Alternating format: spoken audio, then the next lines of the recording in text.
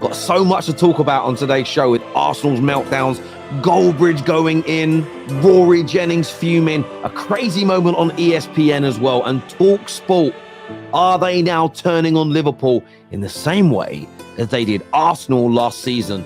All that and much, much more to come on the Football Terrace today. Hit the like button, subscribe. Let's do this. Ben White has been playing through an injury. Who's told you that? Reliable journalist. If that is the case, Reliable journalist. James just deadpan where we respond.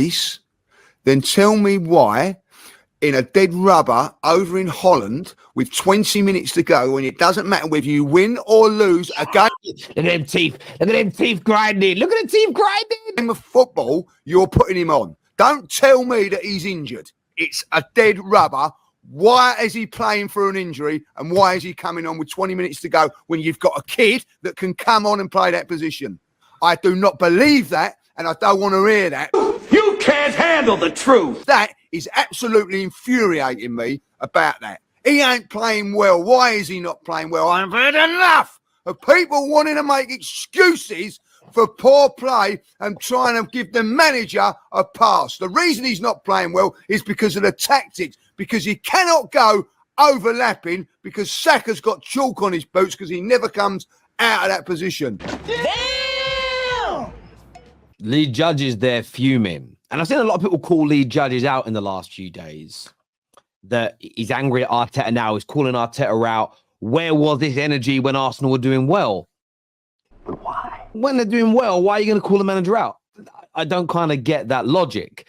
But this nonsense that Ben White's injured, this player's injured, that guy's injured. Look, I think that people are trying to create too many excuses for why Arsenal are struggling right now. And it isn't the first time, though, that lead judges has kicked off this week. Take a look at this perler from the brilliant people at AF.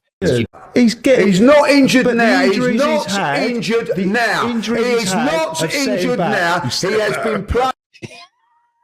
A lot of people are enjoying this Arsenal meltdown, and we're going to get onto that in a minute. He's a team at this moment in time go out of the FA Cup. By the way, smash like button, subscribe. Get that done now, my people, if you haven't done it already. In the last 4 years, no, let me finish. The last 4 years, third, fourth. Shows what great manager I judge a team. How do you mean a great manager that he was? Hold on. Let me just say. With that We've got a better team now. He hasn't won nothing, Julian. Don't start saying talking crap. With that mess that he inherited. He's a great manager. He's won. Why hasn't he won nothing now? He got a short-term kick out of that mess. I'm sorry, don't stop making it out that he's such a messiah. You listen here. He's not the Messiah. He's a very naughty boy. The greatest manager in the world because he got through the mess. And I just agree with so much of what lead judges has said here. I do believe Arteta has done a good job helping Edu and the Cronkies and the club rebuild from what I believe was a really horrible place that Arsenal were in. Yes, they were getting to FA Cup finals. Yes, they were progressing in Europa Leagues, but they were nowhere near a title push. And as important as trophies are, and as important as European qualification is, you're not a top team if you are not in title contention. That is a great job. But that doesn't mean you have to defend him when he's clearly making mistakes as well. Defend the football club. Maybe Arteta has taken the club as far as they can go right now. Also, just criticizing him doesn't mean you're overly against him. You're being critical of certain aspects that are going wrong right now. And I'm asking this question to the Football Terrace community and a lot of the Arsenal fans that tune into us. I know a lot of you don't want to turn your back on Arteta. I get it. What's your view on criticizing things that he is doing wrong, though? I saw this tweet and I just thought to myself, I understand how angry you are. I know how annoyed you are. I know you want to be better than 1 win in 7. That's not Jabo. That's not Jabo. That's not But there's a picture here of Bukayo Saka on a boat, I think in Dubai.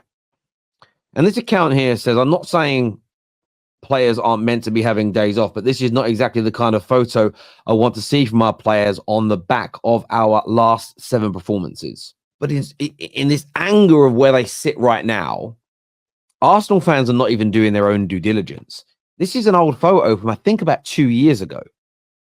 Someone's posted it now, and it's like throwing the cat amongst the pigeons. I get be angry at times. I get demand the very best from your football club, but you can't go out pushing fake news, essentially, about your football club just to make yourself feel better. Don't let that Arsenal hate creep into you. I say, do better. Hello everybody and welcome to That's Football. Middlesbrough 1, Chelsea 0. And like my dog when it's been rolling around in fox shit, that absolutely stinks from Chelsea. Fair play to Michael Carrick and Middlesbrough, but they're a championship club mid-table and they lose 2 players in the first 20 minutes. Chelsea have spent £1 billion. Boring, I know, but they spent £1 billion in the last 12 months. And you know, you've got to be saying now, as a Chelsea fan, you've got to be saying, what are we going to do? I was on, check out Goldbridge Saves Football podcast today. I said, who's going to be the team of 2024? If it was Villa last year and it was Brighton the year before, who's going to be the breakout team this year? And I said, well, it's got to be Chelsea. As ridiculous as that sounds, they're a mid-table club that shouldn't be a mid-table club. So any progression up to top 4 would be a big improvement. Do you agree with Mark here? Are Chelsea now just a mid-table club? Do they stink? Like fox shit, as he put it. We keep being told they can't sack this manager. They've got to sort of break a cycle. I'm getting Man United vibes. I'm getting the manager, the recruitment team, the ownership are not all pulling in the same direction. And if that ends up being the case, it doesn't matter sacking managers, keeping managers, buying players, selling players. They will not get better. They will not get better. That performance against Middlesbrough, still in my opinion, is not being discussed enough. By Chelsea fans, by rivals, by the TV companies, by pundits. It's just been brushed under the carpet far too quickly for a team that spent $1 billion and sitting in 10th. I'd love to get your thoughts, feelings, and opinions on that. Do you think there's something in the air at Middlesbrough, by the way? You think there's something's whiffing around there behind Nedum, whereas that's the only place you're going to get something constructive, popular, and he can positive. go to the Riverside every week if he likes. Is there some sort of positivity in the Teesside air behind him there? Whereas we sit here and go, No, he's a nice guy. He's just a nice guy. Let's go to Nedum. He's definitely got something constructive to say. We need devil's advocate. What? We need devil's advocate. We're just trying to balance things out. How can you be devil's advocate with this today? Tell me. I'm off my chair here with the only thing positive you can say is that this tie is a long way from dead, of course. Yes. Right? As you would expect. And they're very close to a final. That's not positive. That's just factual. If it was supposed to be dead, it should be dead in Chelsea's favour, so to speak. And we all expect Chelsea at Stamford Bridge to come back and overturn this. And then finals are things that are less about tactics and personnel and more about grit. So maybe somehow Chelsea turns this all on its head. But maybe I tell you what, if I stand over Where here, do you go? Where do you go? if I stand over here, right now, shout over to me, ask me if I've got anything positive to say. You got anything positive to say, Craig? No. All right. Look, I think Burley's right, and I don't often agree with him. They're probably going to go through still Chelsea. They're probably still going to qualify Chelsea. But that shouldn't be seen as a positive. It's a mid-table championship team with a fledgling manager with 14 injuries of their own. It is absolutely embarrassing. Sick to death of Mauricio Pochettino. I cannot stand the man. And let's be totally honest. Bruv, I am loving that old school Ralphie shirt, bruv. I'm loving it. We used to wear them to the school discos when we were kids. Them and Ben Sherman's. Here, we are no better under Pochettino than we were under Graham Potter. In fact, I would... Do you think Rory's got stripy socks on? They're like posh man stripy socks. I bet he does. Go so far as to say that we were better under Graham Potter. Wow. Better under Potter. You should get some T-shirts made, Raw.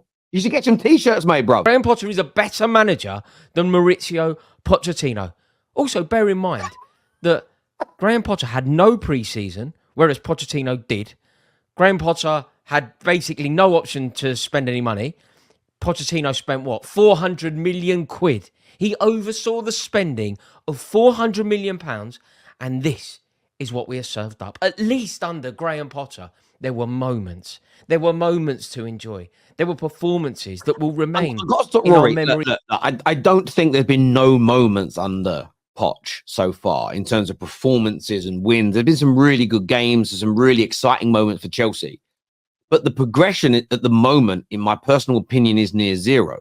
Now, I understand they're a one win away now from going into a final of a competition, and they can even win the League Cup. They could win the League Cup. But if they remain in 10th position, how much improvement as a team have they made? Yes, it's successful in terms of lifting a trophy, but how much improvement as a team has been made? I really want to understand what you think and what you feel about that, Chelsea fans. He sometimes puts in displays where you go, that's a bit rubbish. That's a bit rubbish for someone. The defending's terrible. Yeah. Not only does he head the ball in a direction that you don't want to You're not having Van Dijk, though, are you? Personally, I think he's overrated. What? What the fuck? I don't think that he's anywhere near the levels consistently of the likes of Sol Campbell, John Terry, Rio Ferdinand. I don't think he's anywhere near that level, personally. He's had, 2 good seasons? I know the injury, people will go back to the injury he picked up against Everton during, I think, was it during COVID? Bad injury. It was a bad pick. It's a terrible injury. A pick for. Yeah, but you saying that he was, he was doing it at Southampton and Celtic and John Terry and Rio. Well, I think that's fair, you know.